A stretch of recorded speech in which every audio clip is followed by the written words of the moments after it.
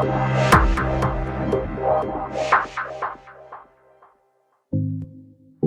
kawan-kawan, balik lagi nih di podcast HMPD. Sebelumnya, kenalin dulu, namaku Muhammad Wildan Nizamuddin, biasa dipanggil Wildan, dari program studi kedokteran, Fakultas Kedokteran Universitas Brawijaya, Angkatan 2019. Ada apa sih sebenarnya di podcast HMPD kali ini?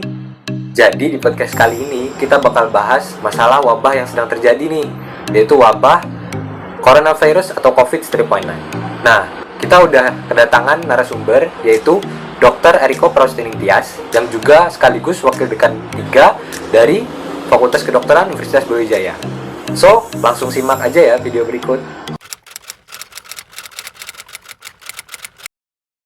Saya rasa itu kebijakan yang bagus deh. Kita tidak tahu apakah orang di sekeliling kita itu juga apakah dia OTG ataupun ODP misalnya, maka yang paling memungkinkan bisa kita lakukan adalah dengan menggunakan masker. Masker kain gimana yang paling baik? Ada masker kain yang mungkin kainnya agak tebal.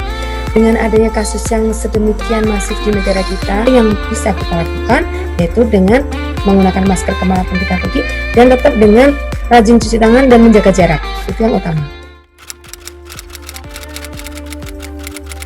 Itu ada peraturan menterinya ya mengenai PSBB itu sendiri yang sudah ditandatangani oleh Pak Presiden bulan Maret 2020 ini. Jadi contohnya misalnya ada satu orang yang misalnya PDP ataupun confirm positif, maka otomatis kemudian akan dilakukan tracking.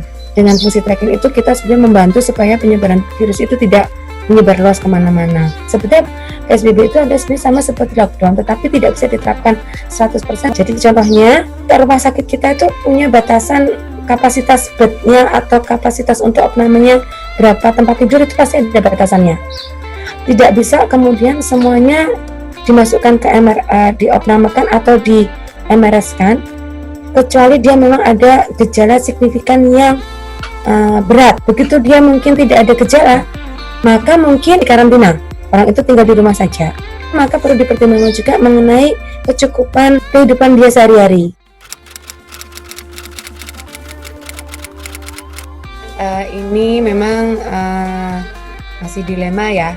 Jadi sampai sekarang memang belum ada obat yang 100% bisa menyembuhkan pasien COVID-19. Nah, jadi penelitian-penelitian sampai saat ini terus dilakukan untuk mereka-mereka yang ahli-ahli virus, ahli virologi, mikrobiologi, mereka yang pakar-pakar obat, farmakologi, itu senantiasa saat ini masih terus berjibaku untuk membuat suatu mekanisme penyembuhan yang tepat dari sisi farmakologi. Demikian juga dengan kloroquine.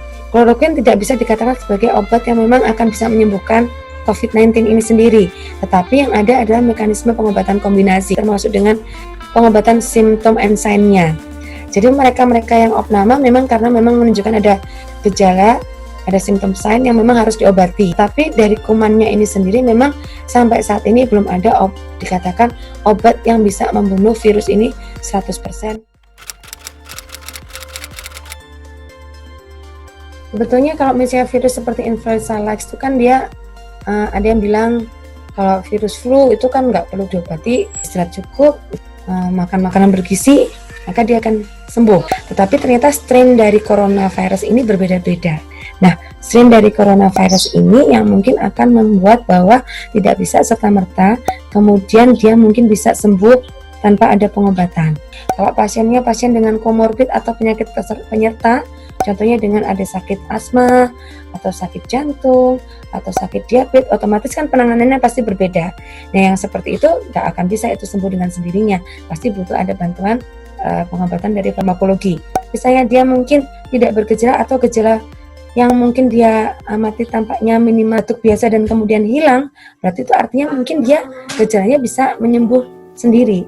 Nah, ini mungkin masing-masing orang responnya berbeda-beda. Tetapi apapun itu kita tidak boleh abai dan tidak boleh lena bahwa ini apakah dia memang self-limiting disease, tidak seperti itu. Tapi buktinya ternyata angka kejadian kematian di seluruh dunia meningkat dan banyak, gitu kan ya.